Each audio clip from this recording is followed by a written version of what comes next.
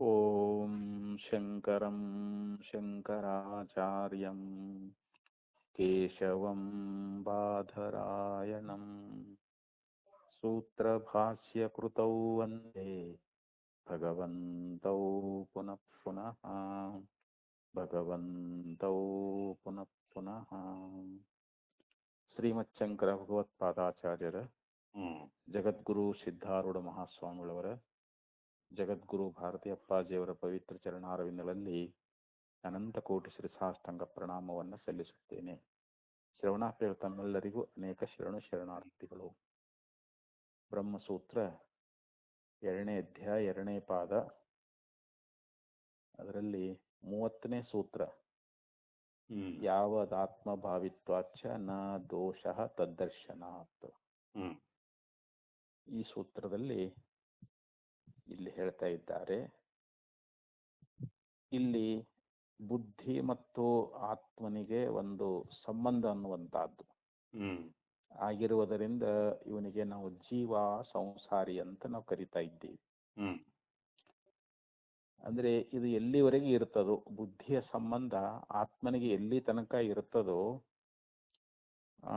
ಅಲ್ಲಿವರೆಗೂ ಕೂಡ ಈ ಜೀವನಿಗೆ ಸಂಸಾರ ಅನ್ನುವಂಥದ್ದು ಇರ್ತದ ಅಂತ.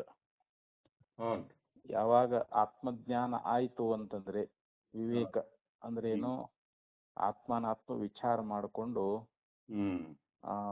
ಬುದ್ಧಿ ಗುಣಗಳಾಗ್ಲಿ ಬುದ್ಧಿ ಆಗ್ಲಿ ಆತ್ಮನಿಗೆ ಸಂಬಂಧ ಇಲ್ಲ, ನಾನು ಅಸಂಗನಾಗಿದ್ದೀನಿ ಅನ್ನುವಂತ ಜ್ಞಾನ ಆಯ್ತು ಅಂತಂದ್ರೆ ಅವಾಗ ಜೀವನಿಗೆ ಅಸಾಂಶತ್ವ ಅನ್ನುವಂಥದ್ದು ಬರ್ತದ ಅಂತ ಹೇಳಿ ಹೊರಟಿದ್ದಾರೆ ಅವರು.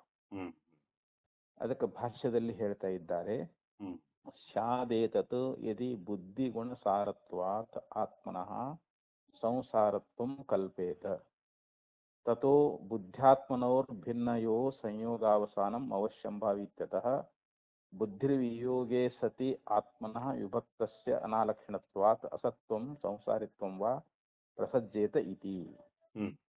ಇಲ್ಲಿ ಪ್ರಶ್ನೆ ಏನು ಅಂತಂದ್ರೆ, ಪೂರ್ವಪಕ್ಷ ಈ ರೀತಿಯಾಗಿ ಪ್ರಶ್ನೆ ಮಾಡ್ತಾ ಇದ್ದಾನಂತವನು. ಬುದ್ಧಿಗುಣ ಸಾರತ್ವಾತ್ ಆತ್ಮನಃ ಅಂದ್ರೆ ಆತ್ಮ ಬುದ್ಧಿಗುಣ ಸಾರ ಉಳ್ಳವನಾಗಿರುವುದರಿಂದ, ಆತ್ಮ ಬುದ್ಧಿಗುಣ ಸಾರ ಉಳ್ಳವನಾಗಿರೋ ಅಂದ್ರೆ ಬುದ್ಧಿ ಉಪಾಧಿ ಇರುವುದರಿಂದ ಆ ಬುದ್ಧಿಲಿರ್ತಕ್ಕಂಥ ಗುಣಗಳು ಕೂಡ ಆತ್ಮನಲ್ಲಿ ತೋರ್ತಾ ಇದ್ದಾವೆ ಅಂತ. ಹೀಗಾಗಿ ಸಂಸಾರಿತ್ವಂ ಕಲ್ಪೇತ, ಈ ಆತ್ಮನಿಗೆ ಆ ಸಂಸಾರಿತ್ವ ಅನ್ನುವಂತಹದ್ದು ಬಂದದ ಅಂತ ಒಂದು ವೇಳೆ ನಾವು ಕಲ್ಪಿಸುವುದಾದರೆ, ಅಂದ್ರೆ ಇಲ್ಲಿ ಆತ್ಮ ಬುದ್ಧಿಗುಣ ಸಾರನಾಗಿರುವುದರಿಂದ ಅವನಿಗೆ ಸಂಸಾರಿತ್ವ ಅನ್ನುವಂಥದ್ದು ಬಂದದ ಅಂತ. ಬುದ್ಧಿ ಅನ್ನುವಂಥದ್ದು ಏನದಲ್ಲ, ಅದು ಅವನಿಗೆ ಉಪಾಧಿ ಅಂತಿದು. ಆತ್ಮನಿಗೆ ಬುದ್ಧಿ ಅನ್ನುವಂಥದ್ದು ಉಪಾಧಿ ಆಗ್ಯದ.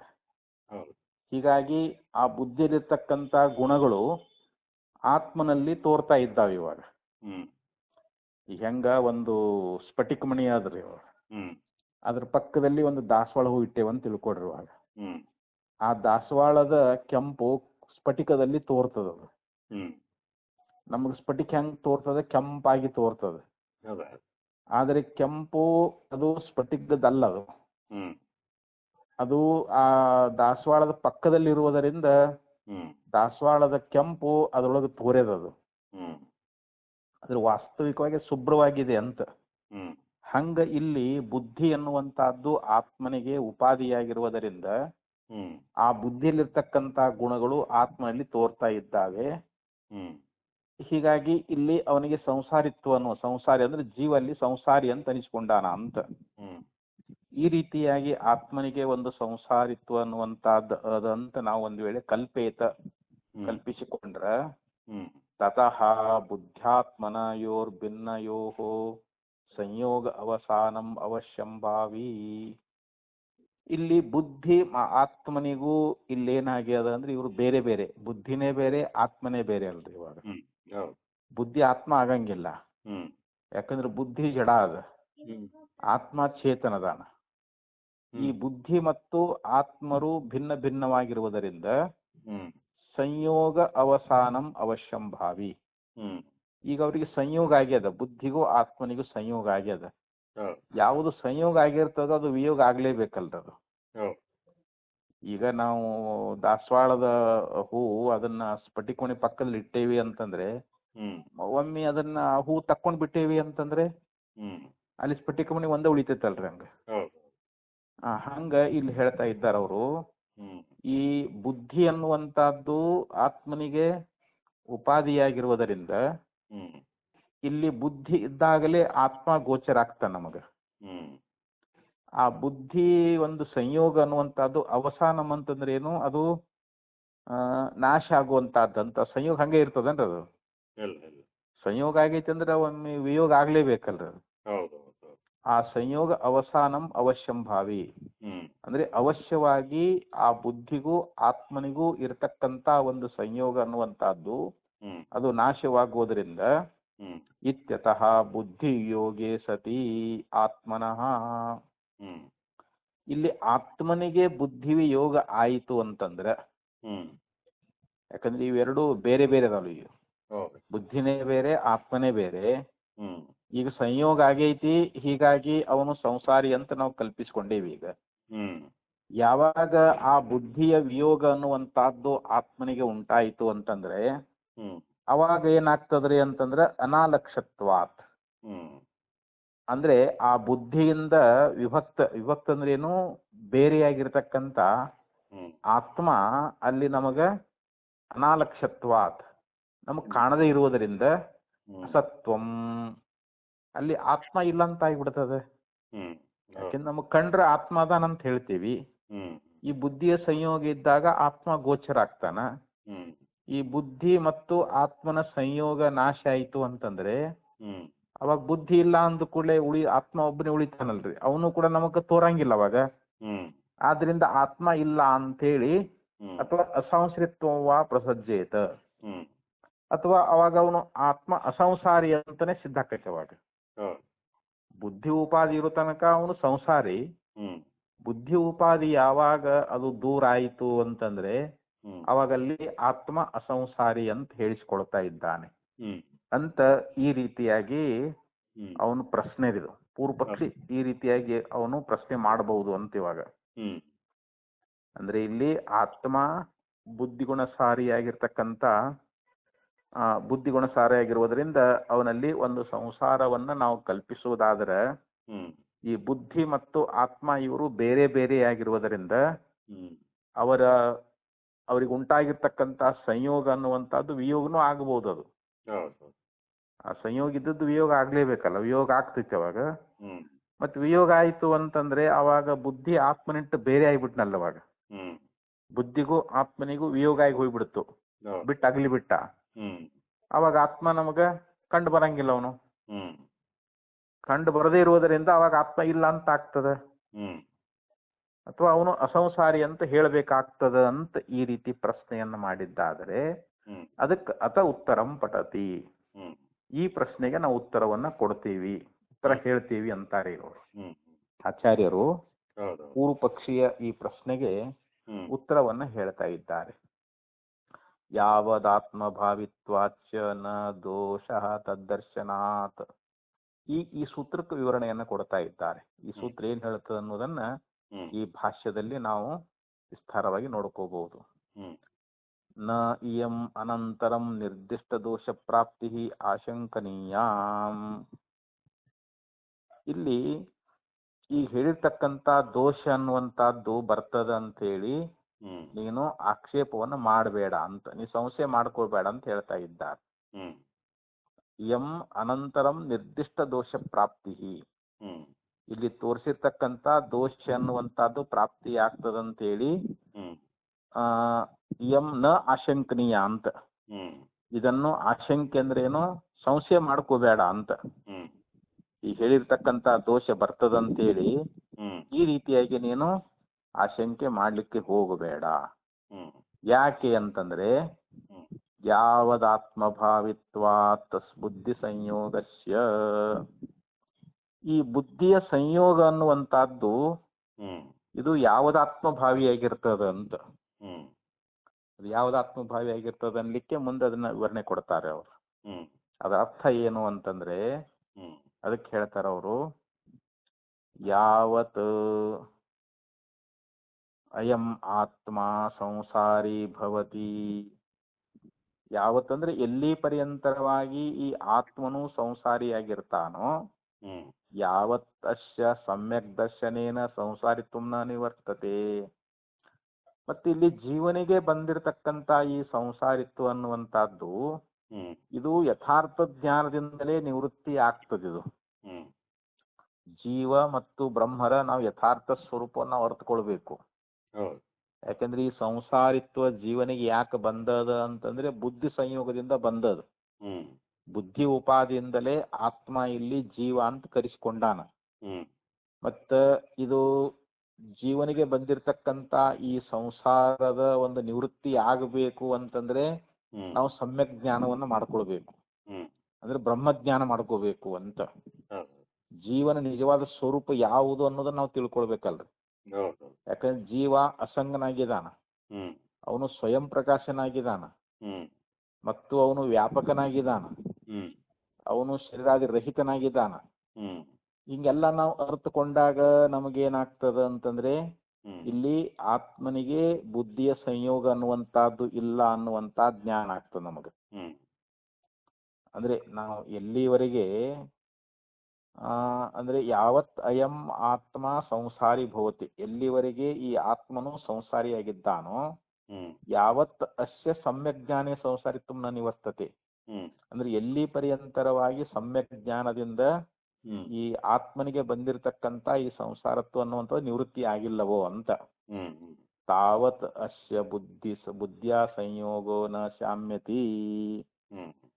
ಅಂದ್ರೆ ಅಲ್ಲಿವರೆಗೆ ಏನಾಗ್ತದ ಅಂತಂದ್ರೆ ಈ ಬುದ್ಧಿಯೊಡನೆ ಸಂಯೋಗ ಅನ್ನುವಂತಹದ್ದು ಇದು ಹೋಗೋದಿಲ್ಲ ಅಂತ ಹೇಳ್ತಾರ. ಈ ಆತ್ಮನಿಗೆ ಬುದ್ಧಿಯೊಡನೆ ಏನೋ ಒಂದು ಸಂಯೋಗ ಆಗೈತಲ್ರಿ, ಈ ಸಂಯೋಗ ಅನ್ನುವಂತಹದ್ದು ಎಲ್ಲಿ ತನಕ ಇರ್ತದ ಅಂತಂದ್ರೆ ಆತ್ಮ ಎಲ್ಲಿವರೆಗೆ ಸಂಸಾರಿಯಾಗಿರ್ತಾನ ಮತ್ತು ಯಥಾರ್ಥ ಜ್ಞಾನದಿಂದ ಈ ಸಂಸಾರಿತ್ವ ಎಲ್ಲಿವರೆಗೆ ಅವ ಅದನ್ನ ದೂರ ಮಾಡ್ಕೊಂಡಿಲ್ಲವೋ ಅಲ್ಲಿವರೆಗೆ ಈ ಬುದ್ಧಿಯ ಸಂಯೋಗ ಅನ್ನುವಂತಹದ್ದು ಇವನಿಗೆ ಇರ್ತದ ಅಂತ. ಅಂದ್ರೆ ಬುದ್ಧಿ ಸಂಯೋಗ ಆತ್ಮನಿಗೆ ಎಲ್ಲಿ ತನಕ ಇರ್ತದ ಅನ್ನೋದ್ರ ಬಗ್ಗೆ ಹೇಳಕತ್ತಾರೆ ಇವಾಗ.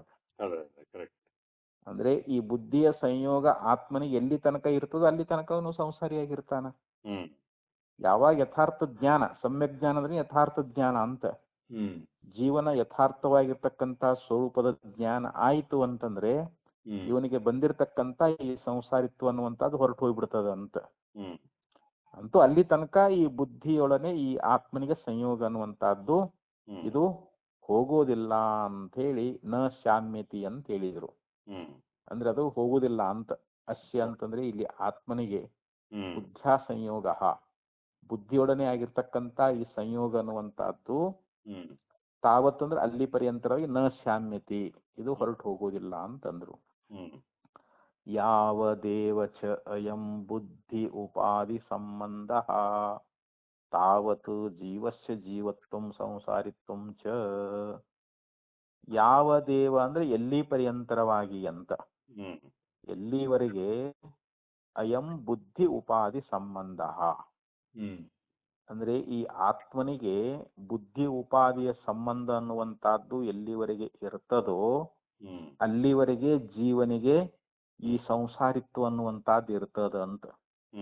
ಅಂದ್ರೆ ಅಲ್ಲಿವರೆಗೆ ಜೀವ ಸಂಸಾರಿಯಾಗಿರ್ತಾನಂತ. ಈ ಬುದ್ಧಿ ಉಪಾಧಿ ಸಂಬಂಧ ಇರೋ ತನಕ ಜೀವ ಇವನು ಸಂಸಾರಿಯಾಗಿರ್ತಾನೆ ಅಂತ ಇಲ್ಲಿ ಆಚಾರ್ಯ ಹೇಳ್ತಾ ಇದ್ದಾರೆ. ಬುದ್ಧಿ ಉಪಾಧಿ ಸಂಬಂಧ ಇರೋ ತನಕ ಮತ್ತೆ ಈ ಜೀವ ಸಂಸಾರಿನೇ. ಈ ಬುದ್ಧಿ ಉಪಾಧಿ ಇದು ಯಾವಾಗ ಈ ಸಂಯೋಗ ಹೊರಟು ಹೋಗ್ತದಲ್ಲ ಅವಾಗ ಅಲ್ಲಿ ಜೀವ ಅವನು ಸ್ವರೂಪತ ಬ್ರಹ್ಮವೇ ಅಂತ. ಅದಕ್ಕೆ ಜೀವೋ ಬ್ರಹ್ಮ ಇವ ನಾಪರ ಅಂತ ಹೇಳಿದ್ರು. ಜೀವನು ಬ್ರಹ್ಮರೂಪನೇ ಆಗಿದ್ದಾನೆ ಅಂತೇಳಿ ಆಚಾರ್ಯರು ಕೂಡ ಹೇಳ್ಕೊಂಡು ಬಂದಿದ್ದಾರೆ. ಪಾರಮಾರ್ಥಸ್ತು ನ ಜೀವೋ ನಾಮ ಬುದ್ಧಿ ಉಪಾಧಿ ಸಂಬಂಧ ಪರಿಕಲ್ಪಿತ ಸ್ವರೂಪ ವ್ಯತಿರೇಕೇಣ ಅಸ್ತಿ. ಪಾರಮಾರ್ಥಸ್ತು ಅಂದ್ರೆ ಪಾರಮಾರ್ಥಿಕವಾಗಿ ನಾವು ವಿಚಾರ ಮಾಡಿ ನೋಡಿದ್ರ ಅಂತ. ನಾವು ವಿಚಾರ ನೋಡಿದ್ರ ಈ ಬುದ್ಧಿ ಅನ್ನುವಂತ ಏನು ಉಪಾಧಿ ಅದಲ್ಲ, ಈ ಆತ್ಮನಿಗೆ ಬುದ್ಧಿಯ ಉಪಾಧಿಯ ಒಂದು ಸಂಬಂಧ ಅನ್ನುವಂತದ್ದೇನಾಗೈತಲ್ಲ ಅದು ಕೇವಲ ಅದು ಕಲ್ಪಿತ ಅಂತದು. ಅದು ಕಲ್ಪಿತವಾಗಿ ನಮಗ ಆಗೈತಿ. ಯಾಕಂದ್ರೆ ಇಲ್ಲಿ ಜೀವ ಅನ್ನುವಂಥವನು ಬೇರೆ ಇಲ್ಲವೇ ಇಲ್ಲ. ಬುದ್ಧಿ ಉಪಾದಿಯಿಂದ ಅಲ್ಲಿ ಕಲ್ಪಿತವಾಗಿ ತೋರ್ಲಿಕ್ಕತ್ತಿದ್ದಾನೆ. ಅಲ್ಲಿ ಜೀವಭಾವ ಅನ್ನುವಂಥದ್ದು ಅದು ಕೇವಲ ಕಾಲ್ಪನಿಕ ಐತೆ ಹೊರತು ವಾಸ್ತವಿಕವಾಗಿಲ್ಲ. ಇಲ್ಲಿ ಬ್ರಹ್ಮ ಒಂದು ಬೇರೆ, ಜೀವ ಒಂದು ಬೇರೆ ಅಂತ ಹಾಗೇನಿಲ್ಲ ಇಲ್ಲಿ. ಯಾಕಂದ್ರೆ ಪಾರಮಾರ್ಥಕವಾಗಿ ವಿಚಾರ ಮಾಡಿ ನೋಡಿದ್ರೆ ಇರುವುದೊಂದು ಶುದ್ಧ ಪರಮಾತ್ಮ, ಶುದ್ಧ ಬ್ರಹ್ಮ ಒಂದೇ ಐತಿ. ಆದ್ರೆ ಇಲ್ಲಿ ಆ ಬುದ್ಧಿಯ ಒಂದು ಉಪಾಧಿ ಸಂಬಂಧದಿಂದ ಏನಾಗೈತಿ, ನಾವು ಕಲ್ಪಿಸ್ಕೊಂಡಿದ್ದೀವಿ ಅದನ್ನ. ಅಲ್ಲಿ ಬೇರೆ ಆ ಕಲ್ಪಿತವಾಗಿರ್ತಕ್ಕಂಥ ಸ್ವರೂಪಕ್ಕಿಂತ ಬೇರೆಯಾಗಿ ಜೀವ ಅನ್ನುವಂಥವನಲ್ಲಿ ಇಲ್ಲವೇ ಇಲ್ಲ ಅಂತ. ಈ ಕನ್ನಡಿಯಲ್ಲಿ ನಮಗ ಮುಖ ತೋರ್ತದದು. ಕನ್ನಡಿ ಉಪಾದಿಯಿಂದ ನಮ್ಮ ಮುಖ ತೋರ್ಲಿಕ್ಕತ್ತದ. ಆ ಕನ್ನಡಿ ಉಪಾಧಿ ತೆಗೆದು ಬಿಟ್ರೆ ಅಲ್ಲಿ ಪ್ರತಿಬಿಂಬ ಐತಿ ಅನ್ನುವಂತಂದ್ರೆ ಇಲ್ಲ. ಹಂಗ ಬುದ್ಧಿ ಉಪಾಧಿ ಎಲ್ಲಿ ತನಕ ಇರ್ತದ ಅಲ್ಲಿವರೆಗೆ ಜೀವ ಅಂತ ಅನಿಸ್ಕೊಂಡಾನಲ್ಲಿ ಆ ಜೀವ ಭಾವ ಬಂದದ. ಆ ಬುದ್ಧಿ ಉಪಾಧಿ ಸಂಬಂಧ ಹೋಯ್ತು ಅಂತಂದ್ರೆ ಅವಾಗ ಅಲ್ಲಿ ಕುಳಿತದ್ರಲ್ಲಿ ಕೇವಲ ತಾನೇ ಅಂದ್ರೆ ಪ್ರತ್ಯೇಗಾತ್ಮ ತಾನೇ ಸಾಕ್ಷಿ ಕೂಟಸ್ಥ ಪರಮಾತ್ಮ ತಾನೇ ಉಳಿತಾನಂತಲ್ಲಿ. ಅದಕ್ಕೆ ಇಲ್ಲಿ ಉಪಾಧಿ ಸಂಬಂಧದಿಂದಲೇ ಇಲ್ಲಿ ಕಲ್ಪಿತವಾಗಿರ್ತಕ್ಕಂಥ ಸ್ವರೂಪಕ್ಕಿಂತ ಬೇರೆಯಾಗಿ ಇಲ್ಲಿ ಜೀವ ಅನ್ನುವಂಥವನು ಅಲ್ಲಿ ಇಲ್ಲವೇ ಇಲ್ಲ ಅಂತ. ಮತ್ತಲ್ಲಿ ಇರೋದೇನಪ್ಪಾ ಅಂತಂದ್ರೆ ಅದಕ್ಕಂತಾರ ಅವರು ಪಾರಮಾರ್ಥಸ್ತು ನ ಜೀವೋ ನಾಮ ಬುದ್ಧಿ ಉಪಾಧಿ ಸಂಬಂಧ ಪರಿಕಲ್ಪಿತ ಸ್ವರೂಪ ವ್ಯತಿರೇಕೇನ ಅಸ್ತಿ. ಅಂದ್ರೆ ನ ಅಸ್ತಿ ಅಂತ. ಜೀವ ಅನ್ನುವಂಥವನು ಬುದ್ಧಿ ಅನ್ನುವಂತ ಉಪಾಧಿ ಸಂಬಂಧದಿಂದ ಪರಿಕಲ್ಪಿತವಾಗಿರ್ತಕ್ಕಂಥ ಸ್ವರೂಪಕ್ಕಿಂತ ಬೇರೆಯಾಗಿ ಇಲ್ಲಿ ಜೀವ ಅನ್ನುವಂಥವನು ಇಲ್ಲವೇ ಇಲ್ಲ. ನಹಿ ನಿತ್ಯ ಮುಕ್ತ ಸ್ವರೂಪಾತ್ ಸರ್ವಜ್ಞಾತ್ ಈಶ್ವರಾತ್ ಅನ್ಯ ಚೇತನೋ ಧಾತು ದ್ವಿತೀಯ ವೇದಾಂತಾರ್ಥ ನಿರೂಪಣಾಯಾಮ್ ಉಪಲಭ್ಯತೆ. ನಿತ್ಯ ಮುಕ್ತ ಸ್ವರೂಪಾತ್, ಇಲ್ಲಿ ನಿತ್ಯ ಮುಕ್ತ ಸ್ವರೂಪನಾಗಿರ್ತಕ್ಕಂಥವನು ಮತ್ತು ಸರ್ವಜ್ಞನಾಗಿರ್ತಕ್ಕಂಥವನು. ನಿತ್ಯ ಮುಕ್ತ ಅಂದ್ರೆ ಏನು, ಯಾವಾಗಲೂ ಮುಕ್ತನೇ ಅಂತ. ಅವನಿಗೆ ಬಂಧ ಅನ್ನೋದೇ ಇಲ್ಲ.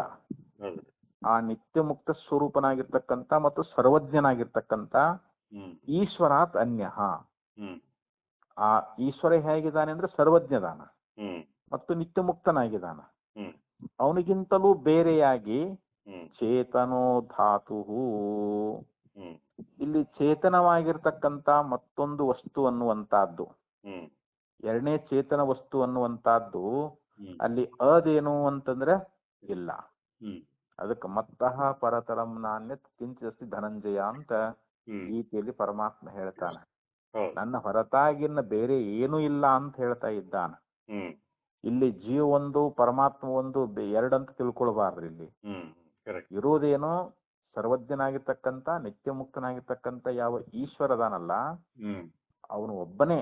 ಅವನ್ ಬಿಟ್ರೆ ಬೇರೆ ಚೇತನವಾಗಿರ್ತಕ್ಕಂಥ ವಸ್ತು ಅನ್ನುವಂತಹದ್ದು ಅಲ್ಲಿ ಯಾವುದು ಇಲ್ಲವೇ ಇಲ್ಲ ಅಂತ.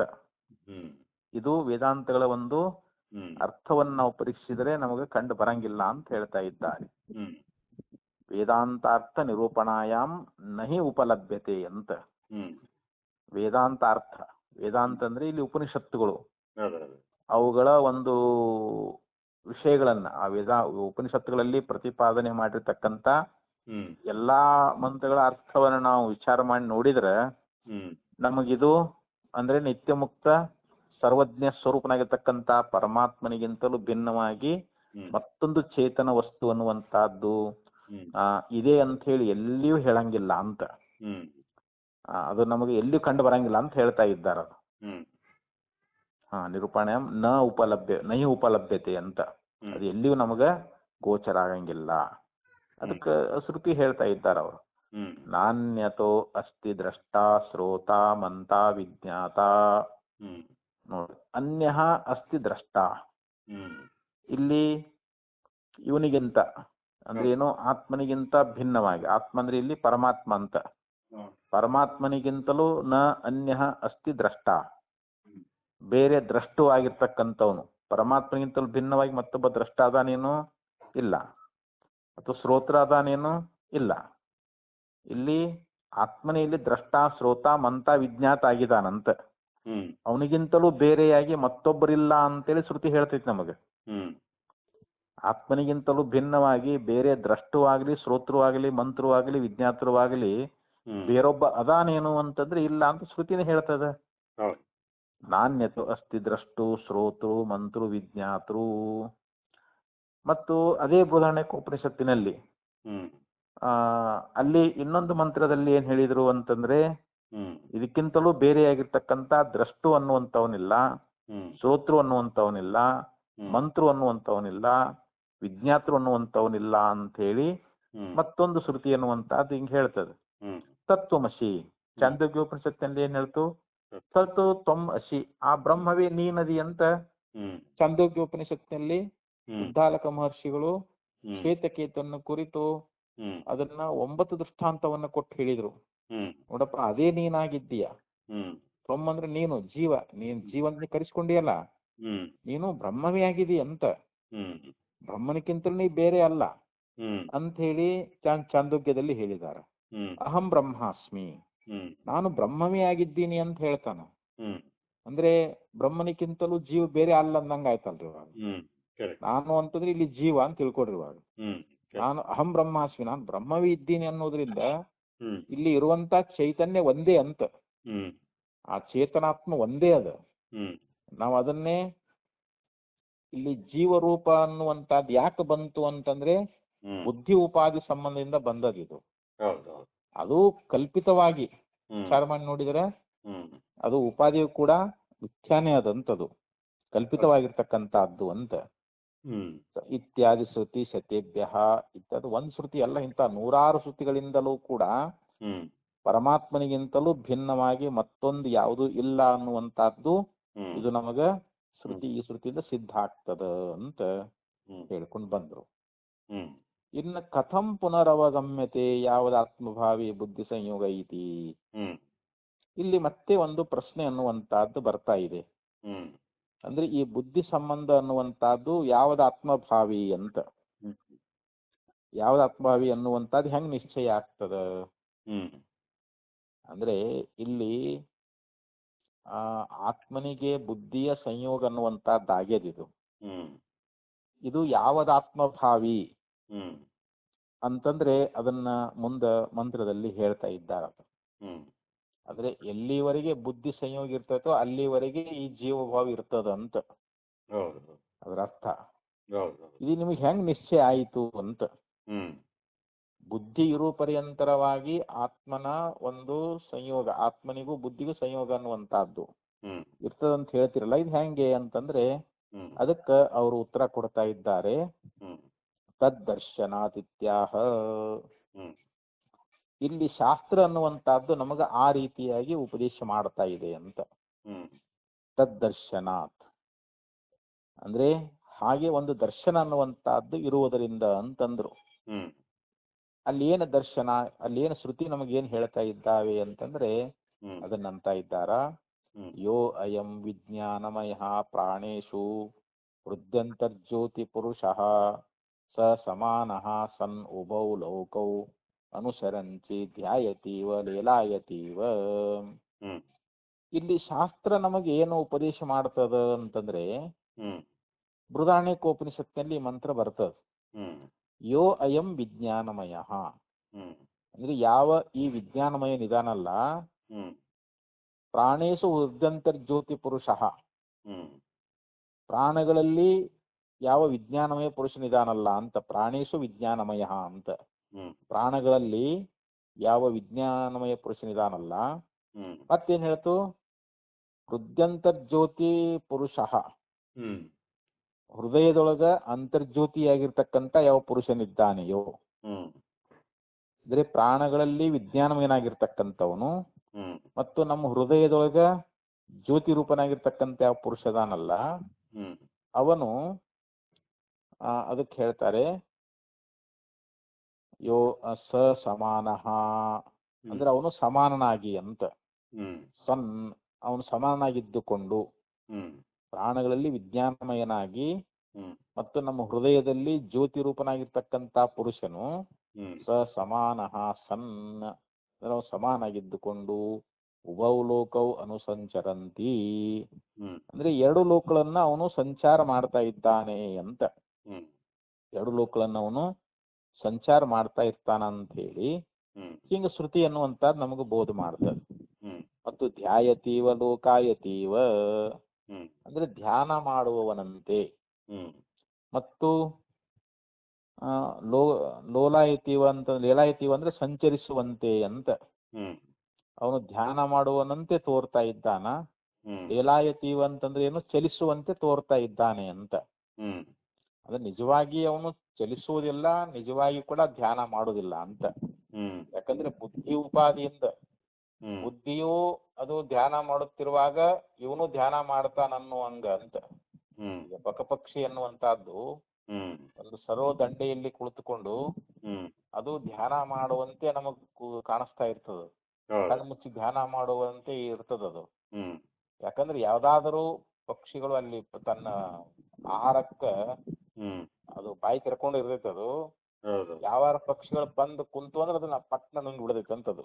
ಅದು ಧ್ಯಾನ ಅಂದ್ರೆ ಧ್ಯಾನ ಮಾಡ್ತದ ಏನಂತಂದ್ರೆ ಧ್ಯಾನ ಮಾಡುವುದಿಲ್ಲ, ಅದು ಧ್ಯಾನ ಮಾಡುವವನಂತೆ ನಡೆಸ್ತದಂತದು. ಹಾಗೆ ಇಲ್ಲಿ ಆತ್ಮನು ಕೂಡ ಧ್ಯಾನ ಮಾಡುವವನಂತೆ ಚಲಿಸುವವನಂತೆ ತೋರ್ತಾ ಇದ್ದಾನೆ.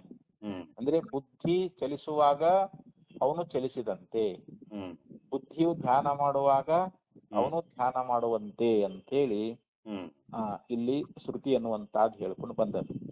ಇತ್ಯಾದಿ ತತ್ರ ವಿಜ್ಞಾನಮಯ ಇತಿ ಬುದ್ಧಿಮಯ ಇತ್ಯದುಕ್ತಂ ಭವತಿ.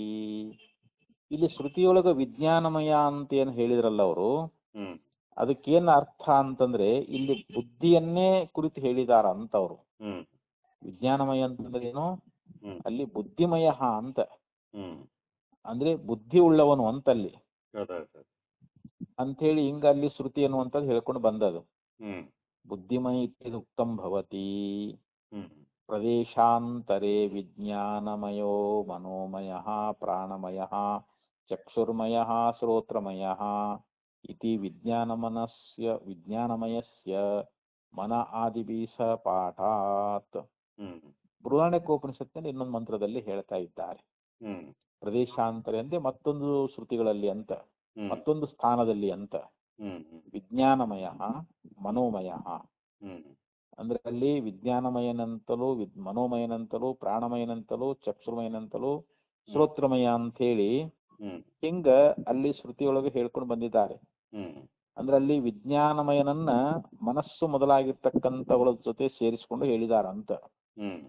ಅಲ್ಲಿ ವಿಜ್ಞಾನಮಯನಾಗಿರ್ತಕ್ಕಂಥವನೇನದಾನಲ್ಲ, ಅವನಿಗೆ ಮನಸ್ಸು ಮೊದಲಾದವುಗಳು, ಮನೋಮಯ ಅನ್ನೋದ್ರಿಂದ ಇಲ್ಲಿ ಮನಸ್ಸು ಮತ್ತು ಪ್ರಾಣ ಮತ್ತು ಚಕ್ಷು ಅನ್ನೋದ್ರಿಂದ ನೇತ್ರ, ಶ್ರೋತ್ರ ಅನ್ನೋದ್ರಿಂದ ಕಿವಿ, ಇವುಗಳಿಂದ ಕೂಡಿಕೊಂಡವನು ಅಂತ ಹೇಳಿ ಆ ವಿಜ್ಞಾನಮಯನಿಗೆ ಮನಸ್ಸು ಮೊದಲಾಗಿರ್ತಕ್ಕಂಥವುಗಳ ಒಂದು ಜೊತೆಯಲ್ಲಿ ಸೇರಿಕೊಂಡಿದ್ದನ್ನ ಅಲ್ಲಿ ಪಾಠ ಮಾಡಿದ್ದಾರೆ ಅಂತ. ಆ ಶ್ರುತಿ ಅನ್ನುವಂಥದ್ದು ಅಲ್ಲಿ ಹೇಳೈತಿ ಅಂತ.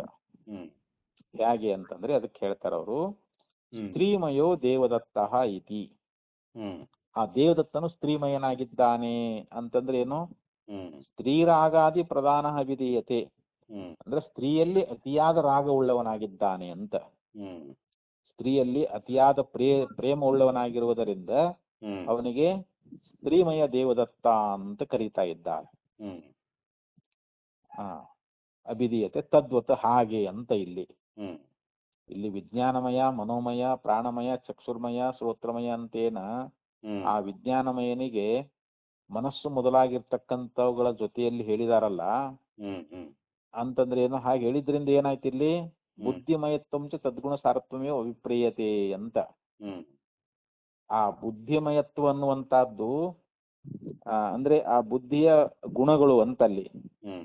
ಆ ಬುದ್ಧಿ ಅನ್ನುವಂತಹದ್ದು ಏನದಲ್ರಿ ಇಲ್ಲಿ, ಅಲ್ಲಿ ಬುದ್ಧಿಮಯನಾಗಿರುವುದರಿಂದಲೇ ಅಂತ ಅಲ್ಲಿ ಯಾರು ಈ ಆತ್ಮನಿಗೆ ಬುದ್ಧಿ ಉಪಾಧಿಯಾಗಿರುವುದರಿಂದ ತದ್ಗುಣ ಸಾರತ್ವವೇ ಅಂತ ಇಲ್ಲಿ ಅಭಿಪ್ರಾಯ.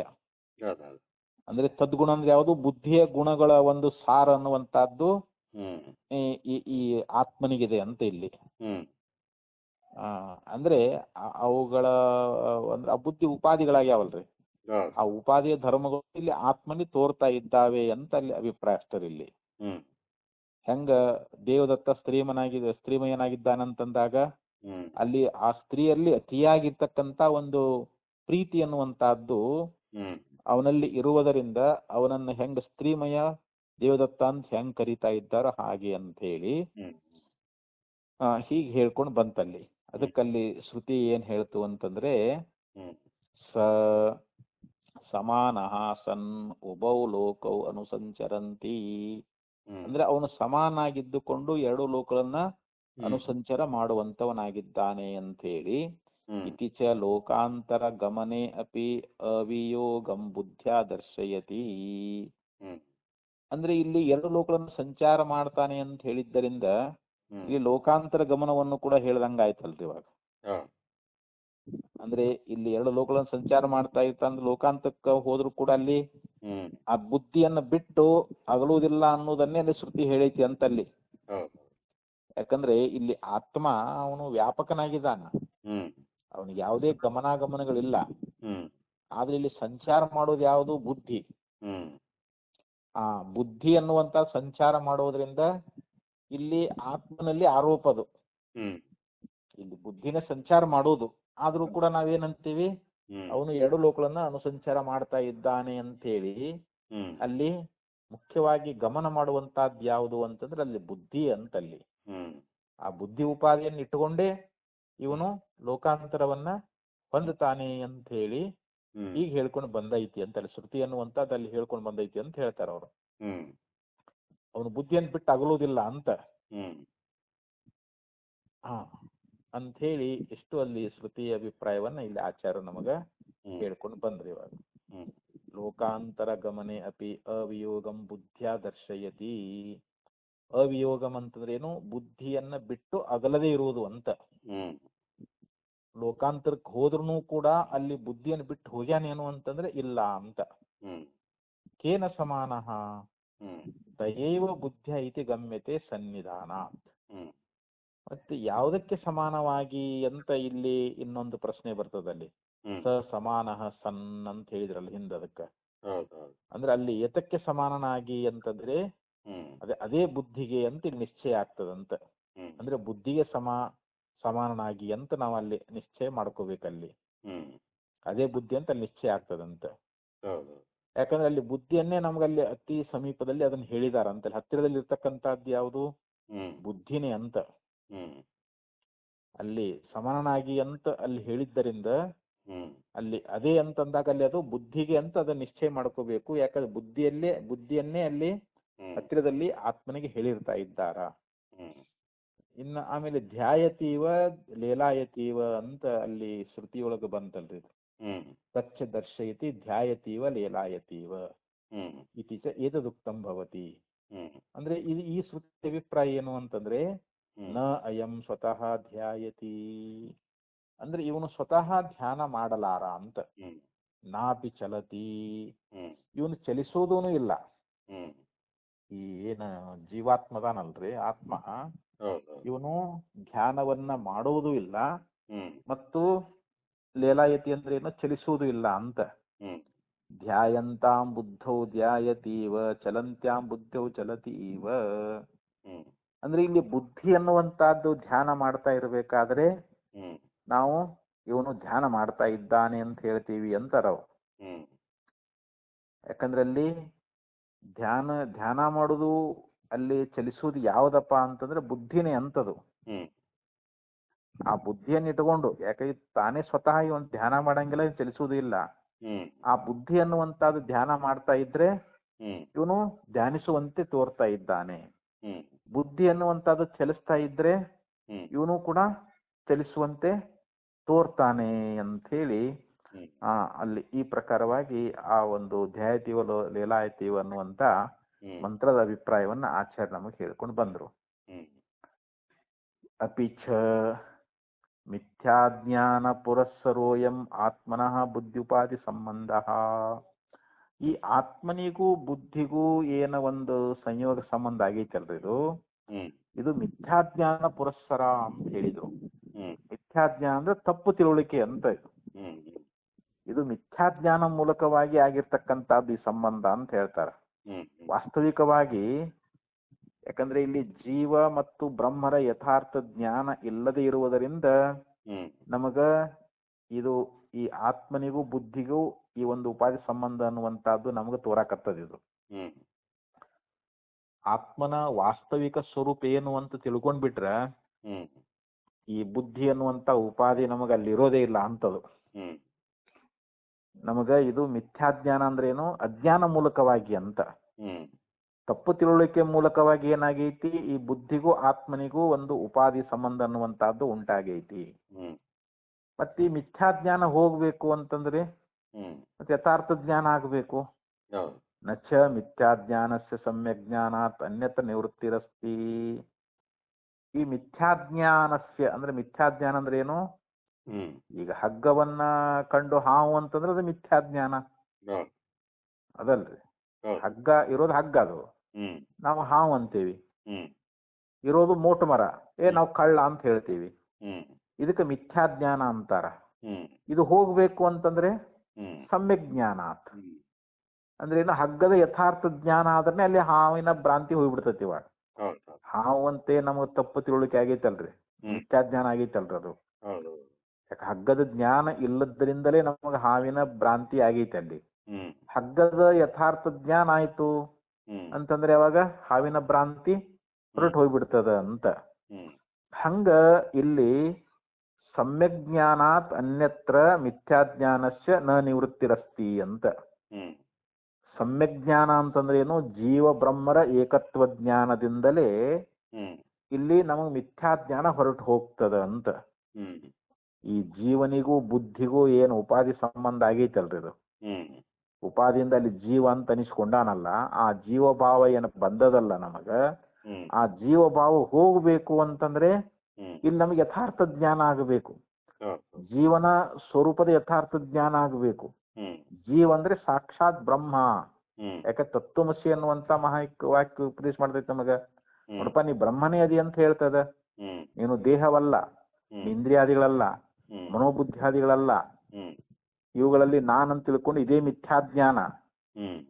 ನೋಡಪ್ಪ, ನೀನು ಸಾಕ್ಷಿ ಅದಿ, ಸ್ವಯಂ ಪ್ರಕಾಶ ಅದಿ, ನೀ ಚೇತನ ಸ್ವರೂಪದಿ, ನಿನಗೆ ಹುಟ್ಟು ಸಾವುಗಳಿಲ್ಲ, ನೀನು ಕೇವಲ ಜ್ಞಾನ ಸ್ವರೂಪದಿ ಅಂತ ಹಿಂಗ ಶ್ರುತಿಗಳು ನಮಗೆ ಯಥಾರ್ಥ ಜ್ಞಾನ ಮಾಡಿಕೊಟ್ಟು ಅಂದ್ರೆ ಇದಕ್ಕೆ ಸಮ್ಯಕ್ ಜ್ಞಾನ ಅಂತ ಕರೀತಾರ.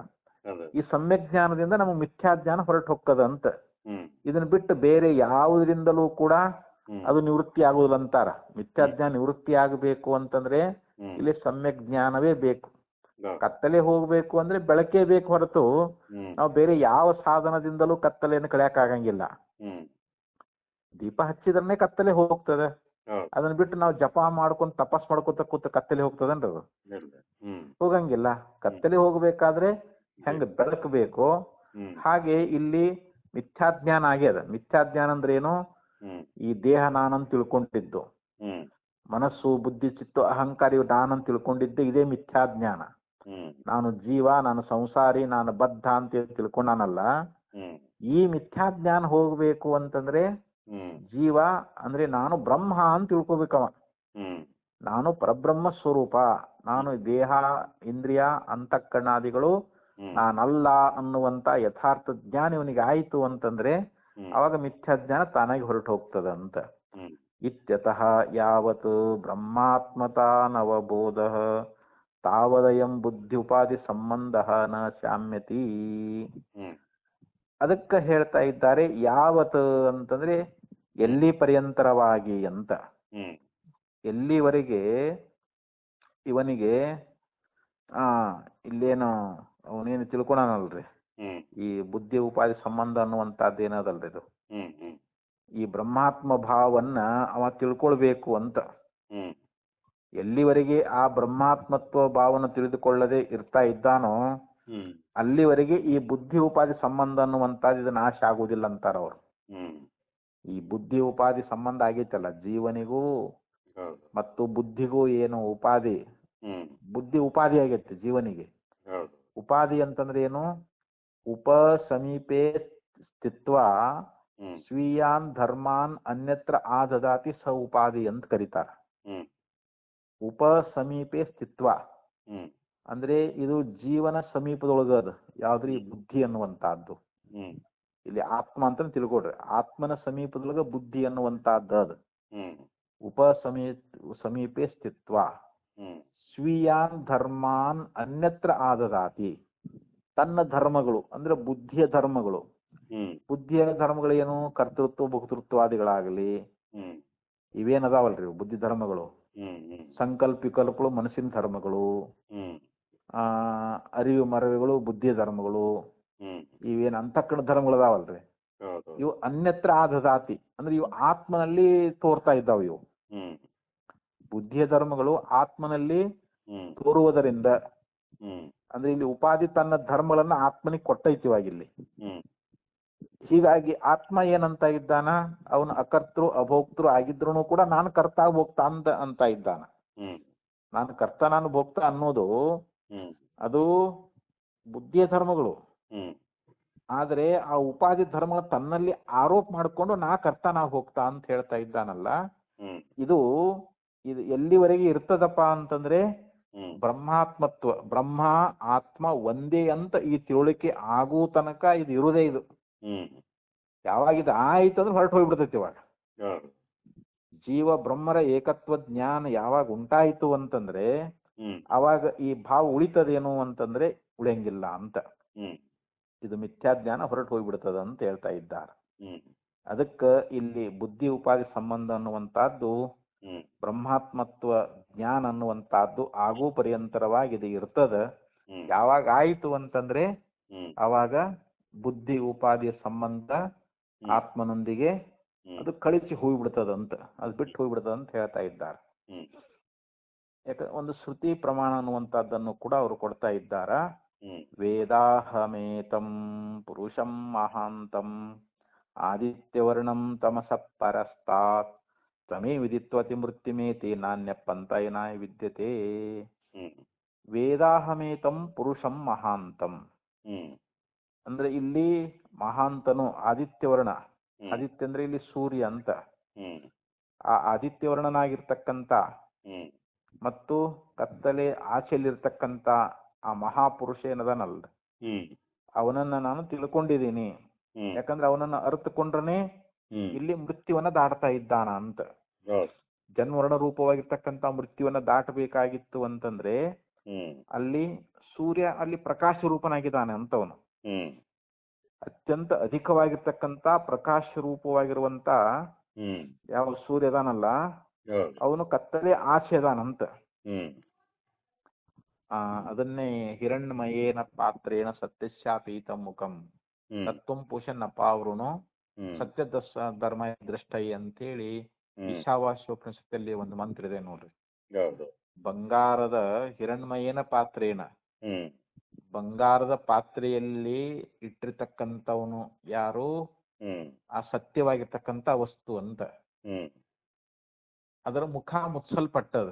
ಹ್ಮ್ ನಮ್ಗೆ ಒಳಗಿರ್ತಕ್ಕಂಥ ಆ ದೇವ ನಮಗ್ ಕಾಣಿಸ್ತಾ ಇಲ್ಲ. ಹ್ಮ್ ತತ್ವಂ ಪುಷನ್ ಅಪಾವೃಣು ಹ್ಮ್ ಆ ಮುಚ್ಚಳವನ್ನು ತೆಗೆದು ಹಾಕುವಂತ. ಹ್ಮ್ ಆ ಒಳಗಿರ್ತಕ್ಕಂಥ ಸತ್ಯ ಸ್ವರೂಪನ ಆತ್ಮನ ನೋಡ್ತಾ ಇದ್ದೀನಿ, ಹ್ಮ್ ಅದನ್ನ ನೀನು ತೆಗೆದು ಹಾಕು ಅಂತ ಹೇಳಿ ಹಿಂಗಲ್ಲಿ ಪ್ರಾರ್ಥನಾ ಮಾಡ್ಕೊಂಡಿದ್ದಾರೆ. ಹ್ಮ್ ಹಂಗ ಇಲ್ಲಿ ಆದಿತ್ಯ ಅಂದ್ರೇನು? ಸೂರ್ಯನ ವರ್ಣನಾಗಿರ್ತಕ್ಕಂಥ ಹ್ಮ್ ಮತ್ತು ಕತ್ತಲೆ ಆಚೆಲಿರ್ತಕ್ಕಂಥ ಯಾವ ಹ್ಮ್ ಮಹಾಪುರುಷ ಇದಾನಲ್ಲ ಹ್ಮ್ ಅವನನ್ನು ನಾನು ಬಲ್ಲವನಾಗಿದ್ದೀನಿ. ಹ್ಮ್ ಮತ್ತು ಅವನನ್ನು ಯಾವಾಗ ನಾವು ಅರ್ಥಕೊಳ್ತೀವೋ ಅವಾಗ ನಾವು ಮೃತ್ಯುವನ್ನು ದಾಟ್ತಾ ಇದ್ದೀವಿ. ಇದನ್ನ ಬಿಟ್ಟರೆ ಬೇರೆ ಮಾರ್ಗನೇ ಇಲ್ಲ ಅಂತ ಹೇಳ್ತಾ ಇದ್ದಾರೆ. ಹೌದು. ಹಿಂಗ ಶ್ರುತಿ ಅನ್ನುವಂಥದ್ದು ಕೂಡ ನಮಗೆ ಉಪದೇಶ ಮಾಡ್ಕೊಂಡು ಬಂದದ ಅಂತ. ಹ್ಮ್ ತಮೇವ ವಿದ್ಯತೆ ಮೃತ್ಯುಮೇತಿ ನಾಣ್ಯಪ್ಪಂತ ವಿದ್ಯತೆ ಏನಾಯ ಅಂತೇಳಿ ಹ್ಮ್ ಇಲ್ಲಿ ಭಾಷ್ಯದಲ್ಲಿ ಆಚಾರ್ಯಷ್ಟು ಹೇಳ್ಕೊಂಡು ಬಂದರು. ಹ್ಮ್ ಇನ್ನು ಮತ್ತ ಮುಂದಿನ ಸೂತ್ರ ಹೇಳ್ತಾ ಇದ್ದಾರೆ. ಹ್ಮ್ ಪುಂಸ್ತ್ವಾದಿವತ್ತಸ್ಯ ಹ್ಮ್ ಸತೋ ಅಭಿವ್ಯಕ್ತಿ ಯೋಗಾತ್. ಹ್ಮ್ ಇಲ್ಲಿ ಪುಂಸ್ತ್ವವೇ ಮೊದಲಾಗದವುಗಳಂತೆ ಹ್ಮ್ ಅದು ಇದ್ದದ್ದನೇ ತೋರ್ತದ ಹೊರತು ಹ್ಮ್ ಇಲ್ಲಾರ್ದು ತೋರಂಗಿಲ್ಲ ಅಂತ. ಹ್ಮ್ ಸತಃ ಅಭಿವ್ಯಕ್ತಿ ಯೋಗಾತ್, ಹ್ಮ್ ಇದ್ದದ್ದೇ ಅಭಿವ್ಯಕ್ತಿ ಹ್ಮ್ ತೋರ್ತದಂತ. ಹ್ಮ್ ಹೇಗೆ ಅಂದ್ರೆ ಪುಂಸ್ತ್ವಾದಿವತ್ತಸ್ಯ, ಹ್ಮ್ ಪುಂಸ್ತ್ವಾದಿಗಳಂತೆ ಅಂತ ಹೇಳಿ ಹ್ಮ್ ಇಲ್ಲಿ ಹೇಳ್ತಾರೆ. ಹ್ಮ್ ಅಂದ್ರೆ ಈ ಅಂತಃಕರಣ ಸಂಬಂಧ ಎಲ್ಲಿವರೆಗೆ ಇರ್ತದ ಅಂತ ಇಲ್ಲಿ ನಮಗ ಹ್ಮ್ ಒಂದು ಪ್ರಶ್ನೆ ಬರ್ತೈತಿ ಇಲ್ಲಿ. ಹೌದೌದು. ಅದಕ್ಕೆ ಇಲ್ಲಿ ಪ್ರಶ್ನೆ ಮತ್ತು ಸಮಾಧಾನವನ್ನ ಇಲ್ಲಿ ಆಚಾರ್ಯ ಹೇಳ್ತಾ ಇದ್ದಾರೆ. ಹ್ಮ್ ನಾನು ಅಂದ್ರೆ ನಾನು ಅಂತ ಎಲ್ಲಿ ಬರ್ತಾ ಅಲ್ಲಿ ಆಕ್ಷೇಪ ಅಂತ ತಿಳ್ಕೊಂಡ್ಬಿಡ್ಬೇಕು ನಾವು. ಹೌದೌದು. ಪೂರ್ವ ಪಕ್ಷಿ ಏನೋ ಒಂದು ಪ್ರಶ್ನೆ ಮಾಡ್ತಾನಂತ ಅರ್ಥ ಅಲ್ಲಿ ನಾನು ಅಂತ ಬಂದಲ್ಲಿ. ಹ್ಮ್ ಸುಷುಪ್ತ ಪ್ರಳಯೋಹೋ, ಹ್ಮ್ ಸುಷುಪ್ತ ಅಂದ್ರೆ ಗಾಢವಾದ ನಿದ್ರೆ. ಹ್ಮ್ ಗಾಢವಾದ ನಿದ್ರೆಗೆ ನಾವು ಹೋಗಿರ್ತೀವಿ. ಹ್ಮ್ ಪ್ರಳಯ ಅಂತಂದ್ರೆ ಏನು? ಪ್ರಳಯ ಆಯ್ತು ಅಂತಂದ್ರೆ ಹ್ಮ್ ಅವಾಗೆಲ್ಲ ಏನು ಇರಂಗಿಲ್ಲ. ಅವಾಗ ಪ್ರಳಯ ಕಾಲದಲ್ಲಿ ಹ್ಮ್ ಅಲ್ಲಿ ಜೀವನೂ ಇರಂಗಿಲ್ಲ, ಯಾವ್ದು ಏನು ಇರಂಗಿಲ್ಲ ಅಲ್ರಿ ಇವಾಗ. ಹೌದೌದು. ಏನೊಂದು ಇರೋದಿಲ್ಲ ಅಲ್ಲಿ. ಹ್ಮ್ ಸ್ತ್ರೀ ಪುರುಷ ಹ್ಮ್ ಈ ನಾಮರೂಪ ಪ್ರಪಂಚ ಇದು ಯಾವುದು ಇರುದಿಲ್ಲ. ಪ್ರಳಯ ಕಾಲದಲ್ಲಿ ಭೂಮಿನೂ ಲಯ ಆಗಿ ಹೋಗ್ಬಿಡ್ತೈತಿ, ಜಲ, ಹ್ಮ್ ಆ ಅಗ್ನಿ, ವಾಯು, ಆಕಾಶ, ಮಹತ್ತತ್ವ ಎಲ್ಲ ಅವ್ಯಕ್ತತ್ವ ಎಲ್ಲ ಲಯ ಆಗಿ ಹೋಗ್ಬಿಡ್ತಾವ. ಹ್ಮ್ ಆ ಪ್ರಳಯ ಕಾಲದಲ್ಲಿ ಹ್ಮ್ ನ ಶಕ್ಯತೆ ಬುದ್ಧಿ ಸಂಬಂಧ ಆತ್ಮನಃ ಅಭ್ಯುಪಗಂತವ್ಯಂ ಅಭ್ಯುಪಗಂತುಂ. ಹ್ಮ್ ಇಲ್ಲಿ ಅವನು ಏನ್ ಆಕ್ಷೇಪ ಮಾಡ್ತಾ ಇದ್ದಾನ ಅಂತಂದ್ರೆ, ಹ್ಮ್ ಈ ಆತ್ಮನಿಗೆ ಹ್ಮ್ ಗಾಢ ನಿದ್ರೆಯಲ್ಲಿ ಮತ್ತು ಪ್ರಳಯ ಕಾಲದಲ್ಲಿ ಹ್ಮ್ ಈ ಬುದ್ಧಿ ಸಂಬಂಧವನ್ನ ಒಪ್ಪಿಕೊಳ್ಳುವುದು ಸರಿ ಅಲ್ಲ ಅಂತ ಹೇಳ್ತಾನೆ. ಹ್ಮ್ ಅಲ್ಲಿ ಒಪ್ಕೊಳ್ಳಕ್ಕೆ ಆಗಂಗಿಲ್ಲ. ಅಲ್ಲಿ ಹೌದೌದು. ಗಾಢ ನಿದ್ರೆಯೊಳಗನು ಬುದ್ಧಿ ಸಂಬಂಧ ಐತೇನೋ ಅಂದ್ರೆ ಅಲ್ಲಿ ಇಲ್ಲ. ಹ್ಮ್ ಪ್ರಳಯ ಕಾಲದಲ್ಲಿ ಕೂಡ ಈ ಬುದ್ಧಿ ಸಂಬಂಧ ಅನ್ನುವಂತಹದ್ದು ಆತ್ಮನಿಗೆ ಹ್ಮ್ ಇಲ್ಲವೇ ಇಲ್ಲ ಅಂತ.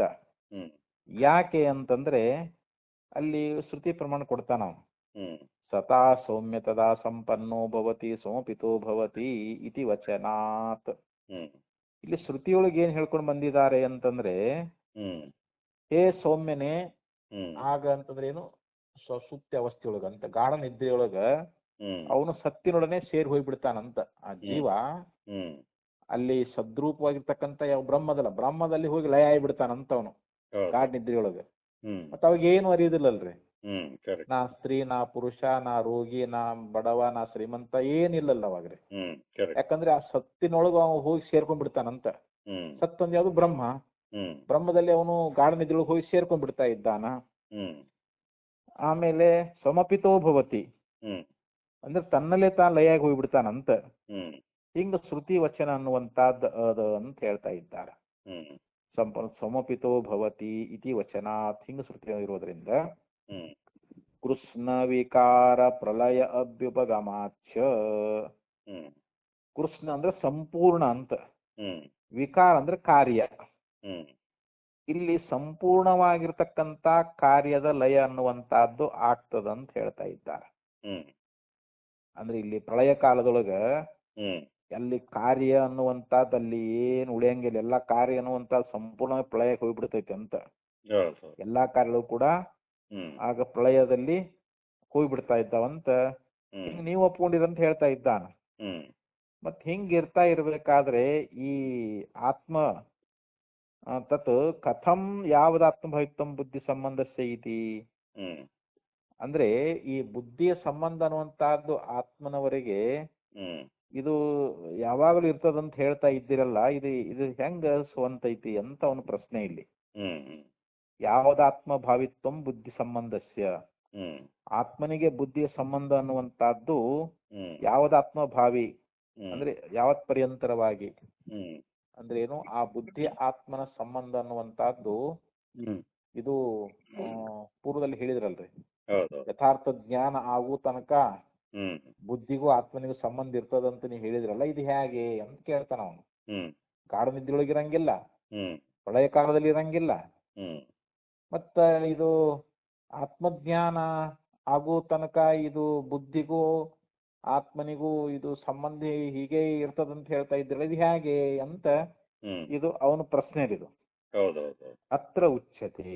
ಹ್ಮ್ ಸರಿಯಪ್ಪ, ನಿನ್ನ ಪ್ರಶ್ನೆಗೆ ನಾವು ಉತ್ತರ ಕೊಡ್ತಾ ಇದ್ದೀವಿ. ಹ್ಮ್ ಪುಂಸ್ತ್ವಾದಿವತ್ತಸ್ಯ ತತ್ ಸತೋ ಅಭಿವ್ಯಕ್ತಿ ಯೋಗಾತ್.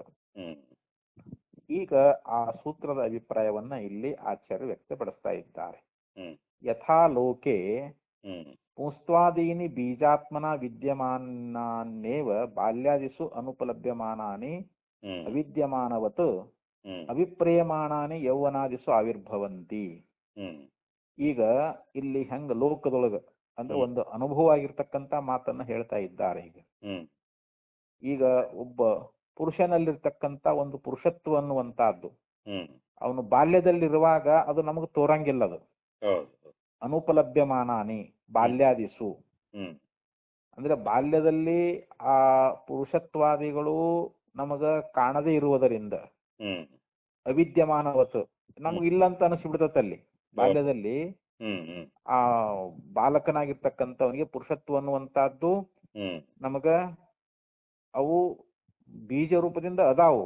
ಹ್ಮ್ ಬೀಜ ರೂಪದಿಂದ ಅವನಲ್ಲಿ ಇದ್ರೂ ಕೂಡ ಹ್ಮ್ ಅದು ಬಾಲ್ಯದಲ್ಲಿ ಅದು ಅನುಪಲಭ್ಯಮಾನಾನಿ, ಹ್ಮ್ ಅದು ನಮಗಲ್ಲಿ ಕಾಣದೇ ಇರುವುದರಿಂದ, ಹ್ಮ್ ಬಾಲ್ಯದಲ್ಲಿ ಅದು ಕಾಣದೇ ಇರುವುದರಿಂದ ನಮಗಲ್ಲಿ ಇಲ್ಲ ಅಂದಂತೆ ನಮಗ ಹ್ಮ್ ಕಂಡು ಬಂದ್ರೂ ಕೂಡ ಹ್ಮ್ ಮತ್ತದು ಯಾವಾಗ ತೋರ್ತದ ಅಂತಂದ್ರೆ ಹ್ಮ್ ಯೌವನಾದಿಸು ಅಂತ. ಹ್ಮ್ ಯೌವನಾದಿಸು ಆವಿರ್ಭವಂತಿ. ಹ್ಮ್ ಅದು ಯೌವನದೊಳಗೆ ಆ ಪುರುಷತ್ವ ಅನ್ನುವಂಥದ್ದು ಆವಿರ್ಭಾವ ಆಗ್ತದಂತ. ಹೌದು. ನ ಅವಿದ್ಯಮಾನಾನಿ ಉತ್ಪದ್ಯಂತೆ. ಹ್ಮ್ ಅಂದ್ರೆ ಅಲ್ಲಿ ಪುರುಷತ್ವ ಅನ್ನುವಂತಹದ್ದು ಹ್ಮ್ ಬೀಜ ರೂಪದಿಂದ ಅದು ಅಲ್ಲಿ ಐತಿ. ಹ್ಮ್ ಅಲ್ಲಿ ಇಲ್ಲದ್ದು ಅದು ಎಂದೂ ಅಭಿವ್ಯಕ್ತಿ ಆಗಂಗಿಲ್ಲ, ಇದ್ದದ್ದನ್ನ ಅಭಿವ್ಯಕ್ತಿ ಆಗ್ಬೇಕಲ್ರಿ ಅದು. ಹೌದೌದು. ಈಗ ಒಂದು ಆಲದ ಮಜ ಬೀಜ ಅಂತ ತಿಳ್ಕೊಡ್ರಿ. ಹ್ಮ್ ಅದ್ರೊಳಗ ಒಂದು ದೊಡ್ಡ ಆಲದ ವೃಕ್ಷ ಅನ್ನುವಂತಹದ್ದು, ಆ ಬೀಜ ದೊಡ್ಡ ಆಲದ ವೃಕ್ಷ ಹುಟ್ಟುತ್ತದದು. ಹ್ಮ್ ಮತ್ತ ಆ ಆಲದ ವೃಕ್ಷ ಹುಟ್ಟುವಷ್ಟು ಅದು ಅದು ಒಳಗ ಬೀಜದೊಳಗ ಅದು ಅದ್ರೊಳಗೆ ಐತಂತ್ರ ಇಲ್ಲ ಅಂತೀವಿ, ಅದು ಇರ್ಲೇಬೇಕಲ್ರ ಅದು. ಹೌದು, ಇರ್ಲೇಬೇಕು. ಅಂತ ದೊಡ್ಡ ಮರ ಆಗುವಂತಹದ್ದು ಆಲದ ಬೀಜದೊಳಗ ಅದು ಸುಪ್ತವಾಗಿ ಐತಿ ಅಂತ. ಈಗ ಯಾವಾಗ ನೀರು ಭೂಮಿಯ ಸಂಪರ್ಕ ಆಯ್ತು ಅಂತಂದ್ರೆ ಮೊಳಕೆಯಾಗಿ ದೊಡ್ಡ ಮರ ಆಗಿ ಬೆಳೀತದಂತ. ಹೌದೌದು. ಹಂಗ ಆ ಮಗುವಿನಲ್ಲಿಯೂ ಕೂಡ ಅದು ಬೀಜ ರೂಪದಿಂದ ಅದು ಅದದು ಇದ್ದದ್ದನ್ನೇ ತೋರ್ತದ ಹೊರತು ಇಲ್ಲದ್ದೆಂದು ತೋರ್ಲಿಕ್ಕೆ ಸಾಧ್ಯವಿಲ್ಲ ಅಂತ. ಅದು ಬೀಜದಿಂದ ಇದ್ದುಕೊಂಡೇ ಹೆಂಗ ಬಾಲ್ಯದಲ್ಲಿ ಕಾಣದೇ ಇದ್ರೂ ಕೂಡ ನಮಗಿಲ್ಲ ಅಂತ ನಮಗ್ ಕಂಡು ಬಂದ್ರೂ ಕೂಡ ಯೌವನದಲ್ಲಿ ಹೆಂಗ ಯಾವ ರೀತಿಯಾಗಿ ಹೊರ ತೋರಿಕೊಳ್ತದೋ, ಅಂದ್ರೆ ಇದ್ದದ್ದೇ ಹೊಸದಾಗಿ ಹುಟ್ಟುವುದಿಲ್ಲ, ಇದ್ದದ್ದೇ ಹುಟ್ಟಬೇಕೇ ಹೊರತು ಇಲ್ಲಾರ್ದು ಹೊಸದಾಗಿ ಹುಟ್ಟುತ್ತದೇನು ಅಂತಂದ್ರೆ ಇಲ್ಲ. ಇಲ್ಲ ಹಂಗ ಹುಟ್ಟತೈತಿ ಅಂತಂದ್ರೆ ಸಂಡಾದಿ ನಾಮಪಿ ತದುತ್ಪತ್ತಿ ಪ್ರಸಂಗಾತ್. ಈಗೊಬ್ಬ ನಪುಂಸಕ ಅದಾನೊಬ್ಬ, ಮತ್ತ ಅವನಿಗೂ ಕೂಡ ಆ ಪುರುಷತ್ವ ಅನ್ನುವಂತದ್ದು ಉತ್ಪತ್ತಿ ಆಗ್ಬೇಕಾಗಿತ್ತು. ಮತ್ತ ಅವನಲ್ಲಿ ಆಗ್ತೈತಿ ಅನ್ನುವಂತಂದ್ರೆ ಇಲ್ಲ. ಆ ಸಂಡನಿಗೂ ಕೂಡ ಪುರುಷತ್ವ ಅನ್ನುವಂಥದ್ದು ಅವನಿಗೂ ಉತ್ಪತ್ತಿ ಆಗ್ಬೇಕಾಗಿತ್ತು, ಇಲ್ಲದನೇ ತೋರ್ತದ ಅಂತಂದ್ರೆ ಆ ಸಂಡಾದಿಗಳಿಗೂ ಕೂಡ ನಪುಂಸಕನಿಗೂ ಕೂಡ ಆ ಪುರುಷತ್ವ ಅನ್ನುವಂಥದ್ದು ಉತ್ಪತ್ತಿಯಾಗುವಂತ ಪ್ರಸಂಗ ಬರಬೇಕಾಗ್ತದ ಅಂತ. ಏವಂ ಹೀಗೆ ಅಂದ್ರೆ ಈ ದೃಷ್ಟಾಂತದಂತೆ ಅಯಮಪಿ ಬುದ್ಧಿ ಸಂಬಂಧ ಶಕ್ತ್ಯಾತ್ಮನ ವಿದ್ಯಮಾನ ಏವ ಸುಷುಪ್ತ ಪ್ರಳಯೋ ಪುನಃ ಪ್ರಬೋಧ ಪ್ರಸವಯೋ ಆವಿರ್ಭವತಿ. ಏವಂ ಅಂದ್ರೆ ಹೀಗೆ ಅಂತ ಈ ದೃಷ್ಟಾಂತದಂತೆ ಅಯಮಪಿ ಬುದ್ಧಿ ಸಂಬಂಧ, ಈ ಆತ್ಮನಿಗೂ ಬುದ್ಧಿಗೂ ಆಗಿರ್ತಕ್ಕಂತ ಏನೋ ಒಂದು ಸಂಬಂಧ ಅನ್ನುವಂತಹದ್ದು ಐತಲ್ಲ, ಶಕ್ತ್ಯಾತ್ಮನ ವಿದ್ಯಮೇನ ಏವ, ಅದು ಶಕ್ತಿ ರೂಪದಿಂದ ಅದು ಗಾಢ ನಿದ್ರೊಳಗಾಗಲಿ ಅಥವಾ ಪ್ರಳಯದಲ್ಲಿ ಆಗಲಿ ಅದು ಶಕ್ತಿ ರೂಪದಿಂದ ಅದ. ಆತ್ಮನಿಗೂ ಬುದ್ಧಿಗೂ ಸಂಯೋಗ ಸಂಬಂಧ ಅನ್ನುವಂತಹದ್ದು ಪ್ರಳಯ ಕಾಲದಲ್ಲಿನೂ ಶಕ್ತಿ ರೂಪದಿಂದ ಅದ, ಮತ್ತು ಗಾಢ ನಿದ್ರೊಳಗನೂ ಕೂಡ ಶಕ್ತಿ ರೂಪದಿಂದ ಅದ. ಅಲ್ಲಿ ವ್ಯಕ್ತ ಆಗಿಲ್ಲ ಅಷ್ಟೇ, ಅದು ಅಲ್ಲಿ ಸೂಕ್ಷ್ಮವಾಗಿ ಐತದು. ಶಕ್ತ್ಯಾತ್ಮನ ವಿದ್ಯಮಾನ ಏವ, ಅದು ಶಕ್ತಿ ರೂಪದಿಂದ ಇದ್ದುಕೊಂಡೇ ಸುಸುಪ್ತಿ ಮತ್ತು ಪ್ರಳಯಗಳಲ್ಲಿ ಪುನಃ ಯಾವಾಗ ನಮ್ಗೆ ಎಚ್ಚರ ಆಗ್ತದಲ್ರಿ, ಎಚ್ಚರ ಆದ ಬಳಿಕ ಅಲ್ಲಿ ಶಕ್ತಿ ರೂಪದಿಂದ ಇದ್ದದ್ದ ಸೂಕ್ಷ್ಮ ಇರ್ತಕ್ಕಂಥದ್ದೇ ಅದು ಆವಿರ್ಭಾವ ಆಗ್ತದಂತ. ಪುನಃಸೃಷ್ಟಿಯೊಳಗ ಯಾವ ಮತ್ ಸೃಷ್ಟಿ ಆರಂಭ ಆಯ್ತು ಅಂತಂದ್ರೆ ಆ ಬುದ್ಧಿ ಮತ್ತು ಆತ್ಮನ ಸಂಯೋಗ ಸಂಬಂಧ ಅನ್ನುವಂತಹದ್ದು ಮತ್ತ ಅವಾಗ ಆವಿರ್ಭಾವ ಆಗ್ತದೆ. ಎಚ್ಚತ್ತ ನಂತರದಲ್ಲಿ ಬುದ್ಧಿಗೂ ಮತ್ತು ಆತ್ಮನಿಗೂ ಸಂಯೋಗ ಸಂಬಂಧ ಅನ್ನುವಂತಹದ್ದು ಅವಾಗ ಮತ್ತೆ ಪುನಃ ಅದು ತೋರ್ತದ ಅಂತ. ಅಂದ್ರೆ ಸುಸುಪ್ತಿ ಕಾಲದೊಳಗನೂ ಅದ ಮತ್ತು ಪ್ರಳಯ ಕಾಲದೊಳಗನೂ ಅದ. ಯಾರಿಗೆ? ಬುದ್ಧಿಗೂ ಆತ್ಮನಿಗೂ ಸಂಯೋಗ ಸಂಬಂಧ ಅನ್ನುವಂತಹದ್ದು ಸುಸುಪ್ತಿ ಕಾಲದಾಗೂ ಐತಿ. ಆದ್ರೆ ಹೆಂಗ ಐತಿ? ಅದು ಶಕ್ತಿ ರೂಪದಿಂದ ಅದ ಅಂತದು. ಅದು ಸೂಕ್ಷ್ಮ ಶಕ್ತಿ ರೂಪದಿಂದ ಅದ, ತೋರಂಗಿಲ್ಲ ಅವಾಗ ನಮಗ. ನಹಿ ಆಕಸ್ಮಿಕಿ ಏವಂ ತದ್ ಜೊತೆ ಹೀಗಾದ್ರೆ ಅದು ಹೊಂದಗಡೆ ಆಗ್ತೈತಿ ಅಂತ ಹೇಳ್ತಾ ಇದ್ದಾರೆ ಅವ್ರು. ನಹಿ ಆಕಸ್ಮಿಕಿ ಕಸ್ಯಚಿತ್ ಉತ್ಪತ್ತಿ ಸಂಭವತಿ, ಅಂದ್ರೆ ಆಕಸ್ಮಿಕವಾಗಿ ಯಾವುದು ಕೂಡ ಉತ್ಪತ್ತಿ ಆಗುವುದಿಲ್ಲ ಅಂತ. ಆಕಸ್ಮಿಕವಾಗಿ ಯಾವ್ದಾದ್ರು ಉತ್ಪತ್ತಿ ಆಗ್ತದೇನೋ ಅಂತಂದ್ರೆ ಹಂಗ ಆಗಂಗಿಲ್ಲ. ಒಂದ್ ವೇಳೆ ಹಾಗೆ ಆಗ್ತೈತಿ ಅಂತಂದ್ರೆ ಅದು ಅಧಿಪ್ರಸಂಗ ಆಗ್ತದ ಅಂತ ಹೇಳ್ತಾರ ಅವರು. ಹೌದೌದು. ಅತಿಪ್ರಸಂಗಾತ್. ಹ್ಮ್ ಹಾಗೆ ನಾವು ಒಂದ್ ವೇಳೆ ಒಪ್ಪಿದ್ದಾದರೆ, ಆಕಸ್ಮಿಕವಾಗಿ ಉತ್ಪತ್ತಿ ಆಗ್ತದಂತ ನಾವು ಒಪ್ಕೊಂಡಿದ್ದಾದರೆ ಹ್ಮ್ ಅತಿಪ್ರಸಂಗ ಆಗ್ತದ. ದರ್ಶಯತಿ ಚ ಸುಸುಪ್ತಾತ್ ಉತ್ಥಾನಂ ಅವಿದ್ಯಾತ್ಮಕ ಬೀಜಕಾರಿತಂ. ಇಲ್ಲಿ ಹ್ಮ್ ಶ್ರುತಿನೂ ಕೂಡ ಏನ್ ಹೇಳ್ತದ ಅಂತಂದ್ರೆ ಹ್ಮ್ ಸುಪ್ತಾತ್ ಉತ್ಥಾನಂ, ಹ್ಮ್ ಈ ಗಾಢವಾದ ನಿದ್ದೆಯಿಂದನೇ ಹೇಳ್ತಾ ಇದ್ದಾನಲ್ಲ, ಹ್ಮ್ ಅವಿದ್ಯಾತ್ಮಕ ಬೀಜ ಸದ್ಭಾವಕಾರಿತಂ, ಹ್ಮ್ ಅದು ಅವಿದ್ಯಾತ್ಮಕವಾಗಿ, ಹ್ಮ್ ಇಲ್ಲಿ ಗಾಢವಾಗಿರ್ತಕ್ಕಂಥ ನಿದ್ದೆಯೊಳಗ ಅಲ್ಲಿ ಅವಿದ್ಯಾತ್ಮಕವಾಗಿರ್ತಕ್ಕಂಥದ್ದು ಅಂತಲ್ಲಿ. ಅವಿದ್ಯೆ ಅಂತಂದ್ರೆ ಏನು? ಹ್ಮ್ ಆ ಅದು ಬೀಜ ರೂಪವಾಗಿ ಅಲ್ಲಿ ಕಾರಣ ರೂಪದಿಂದ ಅದ ಅಂತಲ್ಲಿ ಹ್ಮ್ ಸುಸುಪ್ತಿಯೊಳಗ. ಹ್ಮ್ ಅದು ಅವಿದ್ಯಾತ್ಮಕವಾಗಿ ಅಲ್ಲಿ ಬೀಜ ರೂಪವಾಗಿ ಇರುವುದರಿಂದ ಹ್ಮ್ ಆ ಒಂದು ಕಾರಣದಿಂದ ಅಂತ ಹೇಳ್ತಾರೆ. ಯಾಕಂದ್ರೆ ನಾವು ನಿದ್ದೆಯೊಳಗ ಏನ್ ತಿಳಿದಪ್ಪ ಅಂತಂದ್ರೆ ಹ್ಮ್ ಅವೇನು ತಿಳಿದಿಲ್ಲ ಅಂತ ಹೇಳ್ತಾ ಇರ್ತಾರಲ್ರಿ. ಹೌದೌದು. ಯಾಕಂದ್ರೆ ಅಲ್ಲಿ ತಿಳಿಯುವುದಕ್ಕೆ ಕಾರಣವಾಗಿರ್ತಕ್ಕಂಥ ಆ ಬುದ್ಧಿ ಸಂಯೋಗ ಅನ್ನುವಂತಹದ್ದು ಹ್ಮ್ ಅಲ್ಲಿ ಬೀಜ ರೂಪದಿಂದ ಇರ್ತದಂತ ನಾವು ತಿಳ್ಕೊಬೇಕು ನಾವು. ಹ್ಮ್ ಕರೆಕ್ಟ್. ಆ ಬುದ್ಧಿಯ ಸಂಯೋಗ ಹ್ಮ್ ಬೀಜ ರೂಪದಿಂದ ಅದ. ಹ್ಮ್ ಇದು ಅವಿದ್ಯಾತ್ಮಕ ಅಂದ್ರೆ ಇದು ಅವಿದ್ಯಾ ಕಲ್ಪಿತ ಅಂತ.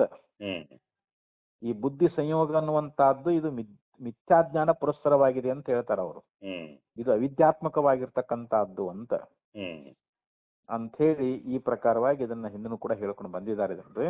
ಹ್ಮ್ ಹ್ಮ್ ಹ್ಮ್ ಆದ್ರಿಂದ ಇಲ್ಲಿ ನಾವು ಸುಪ್ತಿಯಿಂದ ಯಾವಾಗ ಹೇಳ್ತೇವಲ್ಲ ಹ್ಮ್ ಅದು ಅವಿದ್ಯಾತ್ಮಕ ಬೀಜ ರೂಪವಾಗಿರುವ ಕಾರಣದಿಂದ. ಹ್ಮ್ ಯಾಕಂದ್ರೆ ಅಲ್ಲಿ ಶ್ರುತಿ ಏನ್ ಹೇಳ್ತು ಅಂತಂದ್ರೆ ಹ್ಮ್ ಸತಿ ಸಂಪದ್ಯನ ವಿದುಹು ಸತ್ರಿ ಸಂಪದ್ಯಾಮಹೇ ಇತಿ ಹ್ಮ್ ತೈ ವ್ಯಾಘ್ರೋ ವಾ ಸಿಂಹೋ ವಾ ಇತ್ಯಾದಿನ ತಸ್ಮಾ ಸಿದ್ಧಮೇತತ್ ಯದಾತ್ಮ ಯಾವುದಾತ್ಮ ಭಾವಿ ಬುದ್ಧಿದ್ಯುಪಾಧಿ ಸಂಬಂಧ. ಹ್ಮ್ ಆದ್ರಿಂದ ಶ್ರುತಿಯು ಕೂಡ ಏನ್ ಹೇಳ್ತದಂದ್ರೆ ಸತಿ ಸಂಪದ್ಯ ಹ್ಮ್ ಅಂದ್ರೆ ಯಾವಾಗ ಸತ್ತಿನಲ್ಲಿ ಈ ಜೀವ ಹೋಗಿ ಸೇರ್ಕೊಂಡ್ಬಿಡ್ತಾನಲ್ಲ, ಹ್ಮ್ ಆ ಸತ್ತಿನಲ್ಲಿ ಸೇರ್ಕೊಂಡಿರ್ತಕ್ಕಂಥವನು ಹ್ಮ್ ನಾವು ಸತ್ತಿನ ಸಂಪನ್ನರಾಗಿದ್ದೇವಿ ಅಂತ ಹೇಳಿ ಅವ ತಿಳ್ಕೊತಾನೇನು ಅಂತ ತಿಳಿಯುವುದಿಲ್ಲ ಅಲ್ಲಿ. ಹ್ಮ್ ನಾವು ಹೋಗಿ ಸತ್ತಿನೊಳಗ ಅಂದ್ರೆ ಏನು ಬ್ರಹ್ಮದಲ್ಲಿ ಹೋಗಿ ಸೇರ್ಕೊಂಡೇವ ಅಂತೇಳಿ ಯಾರು ತಿಳಿತಾರನ್ರಿ ಅಲ್ಲಿ ಗಾಢ ನಿದ್ರೆಯೊಳಗ? ಇಲ್ಲ. ಗಾಢ ನಿದ್ರೆಯೊಳಗೆ ಎಲ್ಲರೂ ಹೋಗ್ತಾರ ಕರೆ, ನಾವು ಸತ್ತಿನಲ್ಲಿ ಹೋಗಿ ಸೇರ್ಕೊಂಡೇವಿ ಅಂತೇಳಿ ಯಾರೋ ತಿಳ್ಕೊತಾರೇನು ಅಂತಂದ್ರೆ ಇಲ್ಲ. ಮತ್ತ ಅವ್ರು ಇಲ್ಲಿ ಹುಲಿ ಆಗ್ಲಿ ಸಿಂಹ ಆಗ್ಲಿ ಅಂತ ಹೇಳಿ ಅಲ್ಲಿ ಆ ಮಂತ್ರದಲ್ಲಿ ಹೆಚ್ಚು ಹೇಳ್ಕೊತ ಹೋಗ್ಯಾರ ಅವರು. ಅವರು ಎಚ್ಚತ್ತ ನಂತರದಲ್ಲಿಯೂ ಕೂಡ ಅವರು ಅದು ಆಗ್ಯವ ಅಂತ ಹೇಳ್ತಾರೇನು ಅಂತಂದ್ರೆ ಇಲ್ಲ. ಈ ಮೊದಲಾಗಿರ್ತಕ್ಕಂಥ ಶ್ರುತಿ ವಾಕ್ಯದಿಂದ ನಮಗೆ ಏನ್ ಸಿದ್ಧ ಆಕತಿ ಅಂತಂದ್ರೆ ತಸ್ಮಾ ಸಿದ್ಧಮೇತತ್ ಯಾವದಾತ್ಮಭಾವಿ ಬುದ್ಧಿಪಾದಿ ಸಂಬಂಧ ಅಂದ್ರೆ ಈ ಆತ್ಮನಿಗೂ ಬುದ್ಧಿಗೂ ಒಂದು ಉಪಾಧಿ ಸಂಬಂಧ ಅನ್ನುವಂತಹದ್ದು ಏನಾಗ್ಯದಲ್ಲ, ಇದು ಯಾವದಾತ್ಮಭಾವಿ ಅಂದ್ರೆ ಎಲ್ಲಿ ಪರ್ಯಂತರವಾಗಿ ಈ ಬುದ್ಧಿಯ ಒಂದು ಸಂಯೋಗ ಆತ್ಮನೊಂದಿಗೆ ಇರ್ತದೋ ಅಲ್ಲಿವರೆಗೆ ಇದು ಇರೋದು ಅಂತದು.